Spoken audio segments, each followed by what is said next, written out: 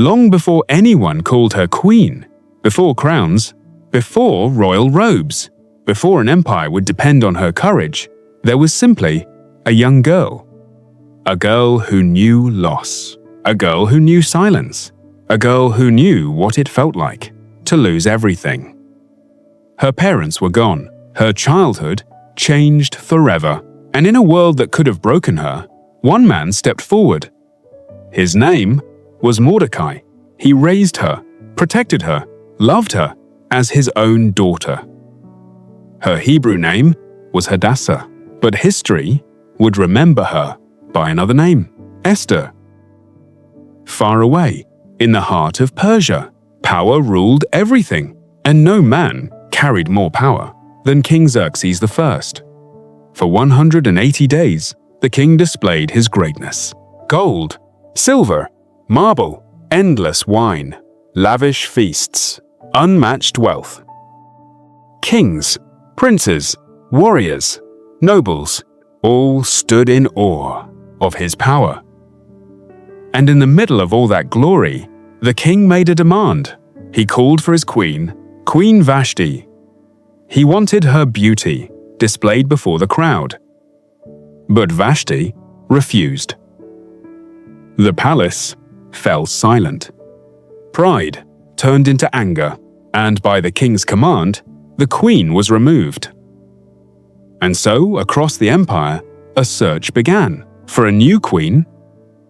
Young women were gathered from every province, chosen, taken, prepared for royalty.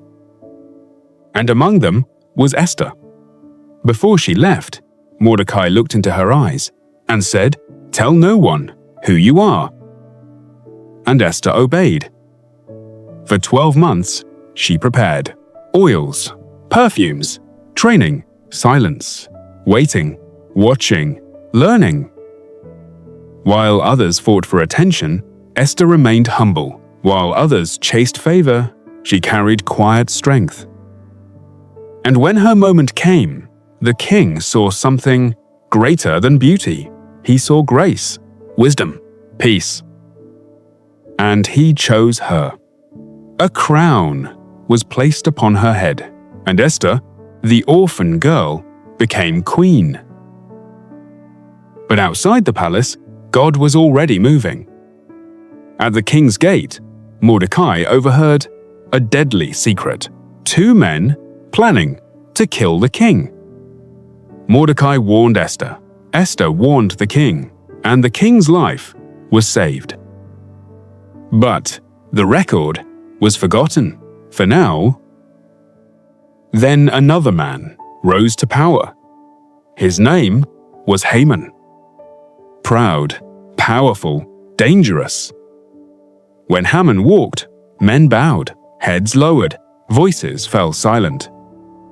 But one man stood, Mordecai. Again and again, he refused. And Haman's pride became rage. When he discovered Mordecai was Jewish, his hatred grew darker. He cast lots, searching for the perfect day, a day to destroy them all. Men, women, children, entire families. And with lies, he stood before the king, and the law was sealed. Across the empire, fear spread. Clothes were torn, ashes were poured, cries filled the streets. And Esther heard. Then Mordecai sent her words that would echo through history. Do not think that because you live in the palace, you will escape. Who knows whether you have come to the kingdom for such a time as this? Esther's heart trembled because she knew to approach the king without permission meant death. For a moment, fear whispered, but faith spoke louder. And Esther answered, "Gather the people, fast for me, for 3 days. And if I perish, I perish." For 3 days, the empire waited. Then Esther rose, she put on her royal robes, took a breath, and walked into the king's court. The room fell silent. Life or death? Then the king smiled and extended the golden scepter. Relief filled the room. But Esther moved carefully, wisely. She invited the king and Haman to a banquet, then another.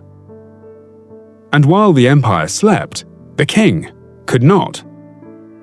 He called for the records, and there he found the forgotten truth. Mordecai had once saved his life. Morning came, and in one of history's great reversals, Haman himself was ordered to honor Mordecai publicly. The proud man who wanted Mordecai dead now led him through the streets. Then came Esther's moment. At the banquet, she revealed everything: her people, her identity, the plot, the betrayal. And suddenly, the king understood. Justice had arrived. What Haman built for Mordecai became his own downfall. And what was meant for destruction became celebration. The Jewish people were saved, families rejoiced, songs filled the streets, and a new celebration was born, Purim. Because behind every silence, every delay, every closed door, every sleepless night, God was moving. And Esther's story still reminds us that courage is not the absence of fear. It is choosing faith when fear says run. So when your moment comes, when your heart trembles, when standing feels impossible, remember Esther.